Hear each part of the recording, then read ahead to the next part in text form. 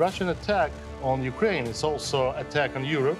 It's easy for NATO and cheaper for NATO to have Ukraine in. Ukraine fight with Russia, not with 200,000 troops or 500,000 troops. We fight with Russia. We have no other chance to survive. Hello and welcome to Ukraine in Flames, a special project by Ukraine Media Center and NGO Euro-Atlantic Course. I'm your host, Maria Romanenko. Today we are changing things up a little as Russia's recent nuclear threats, illegal annexation of Ukraine's Kherson, Zaporizhia, Donetsk and Luhansk regions, and announcement of partial mobilization mean the need for a firm response in Ukraine and the West. Ukraine has already applied for a fast-track NATO membership on September the 30th, just hours after Vladimir Putin's annexation speech and his use of the phrase, utilizing all means available to keep Russia safe. But will the West and the US in particular do enough to protect Ukraine in case of an escalation? If you want to find out more about this subject, then please continue watching this video and subscribe to our channel so that you don't miss our videos in the future. Today, I'm excited to say that I will be chatting with Valeriy Chaly, who was the Ukrainian ambassador to the United States between 2015 and 2019, and is currently chair of the Ukraine Crisis Media Center board. Let's start with some of the most recent news. Hours after Vladimir Putin announced the illegal annexation of 4 Ukrainian regions, Ukraine applied for a fast-track NATO accession. Why is this application important now? First of all, this so-called referendum and others that Vladimir Putin tried to show for the world is absolutely fake. And we understand that's only reason for that, just try to grab more territory of Ukraine they could. In this situation, the best response from Ukrainian side was not be under this blackmail, but just go out from these blackmails. And official NATO application, NATO membership application, is like a symbolic. Just demonstrate this Ukraine will never give up, and will never change the direction of foreign policy and security. That's the main reason for this timely decision. But at the same time, we remind our partners that the decision of 2008, keeping door of NATO open for Ukraine, still on the table. So now this game, geopolitical game, bring us closer for that decision. And I'm sure that after the occupation of territory of Ukraine, this discussion about NATO membership for Ukraine will be absolutely realistic. And do you think there's more at stake rather than just Ukraine's defense? Is it about the collective security of the world, Ukraine's membership in NATO? Is that more than just for Ukraine? Yes, you know, why it's important. Many years, decades, we discussed what's the best model of security we can implement for Europe. And the best response NATO, development of NATO, strengthening of NATO, and Russian attack on Ukraine is also attack on Europe. And North Atlantic Treaty Organization, leading by US and other countries, demonstrate ability to respond to this threat. Another question, what we will do with another part of Europe. It's not the eastern part now. Ukraine is situated on the eastern flank, but it's Europe. It's the center, geographic center of Europe. So how to guarantee security on this part of the world? Before 2014, the invasion of Russian troops to Ukrainian territory, it seems like a possible decision keeping Ukraine between NATO and Russian-led defense and security organization. But now, when Putin invades and Russian troops own territory of Ukraine, and our allies support us a lot with NATO ammunition, NATO systems, we understand this we are close as never before. And it will be really a mistake, geopolitical mistake, to remain buffer, gray zone between NATO and Russia. Many analytics and investigation and publication demonstrate the best solution to have the common border between NATO countries and Russia, Or, I don't know, maybe it will be the group of countries in the future. But it's more secure that you have gray buffer zone as Ukraine and Belarus and Moldova.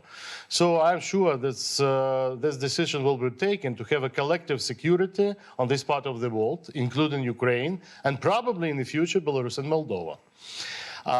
But for Ukraine, it's even more important. Why? Because after the occupation, we are very pragmatic and realistic, see the future. Russia will remain in our borders. So Russia can continue to blackmail Ukraine, shooting and shelling in our territory. So we need this umbrella, security umbrella.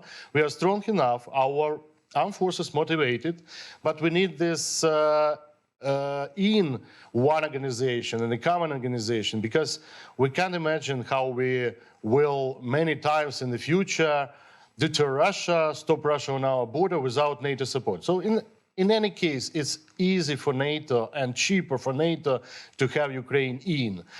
Moreover, now Ukraine armed forces demonstrate that we can be very useful for other NATO flanks if it's happened. Who is known? The situation involved is very fragile. So from my point of view, it's not alternative for that decision to be in a collective security, Ukraine and NATO countries, taking into account also that Ukraine now have candidate status to European Union. And we've had two threats of utilizing nuclear weapons from Russia last week. The first one was from Putin himself, and the second one was from his close ally, the Chechen leader Ramzan Kadyrov. How should Ukraine and the world react to these threats? And what would the US and NATO's response be to an actual nuclear strike on Ukraine? The primary reason that Putin, for the first time in person, announced such words, not exactly, by the way, nuclear weapon, but his group of people around him many times declared that. They mentioned not only Ukraine, but they mentioned Warsaw, Paris, London. So primarily it's the main goal and primary goal to stop our allies and our partners support Ukraine with weapons. So we understand that. They try to mention about or color some red lines. I don't know what it doesn't mean, when our civilians died. And recent case in Zaporizhia, absolute genocide, and this killing in Zaporizhia, genocide in Izum, genocide in Bucha, demonstrate that Russia not have any right to blackmail the world. And nuclear weapons is only one thing that remain in their arms. They threaten us by all this mean they have in their arms. Now just remain nuclear weapons. I want to be clear. I can imagine the situation when nuclear weapons can be used with carriers ballistic missiles. It is impossible from my point of view, or almost impossible, because in that case Russia will be not exist in the map of the world after this apocalypse, and they understand that. If we speak about the tactical nuclear weapons, it's also many problems for Russians not speak about that, but doing something. Because, first of all, these weapons remain for Russia as a heritage from Soviet Union. They even don't know how to use it now because it's not clear if they are to burn or explore on explosion in Ukraine territory or Europe or Russian territory. That's the question. The second problem is a type of decision in that case. It's not only one person, Putin, but plus 4 or 5 persons who will be in this involved in that decision. So psychologically it's also not easy, but it is possible. From my point of view, for Putin, more important to threaten us, all of us, mainly United States and Europe, but not Ukraine. Ukraine is very motivated. On official level, many times declared that even in the case of using of tactical nuclear weapons, Ukraine will give not up. And our partners also keep in strong position.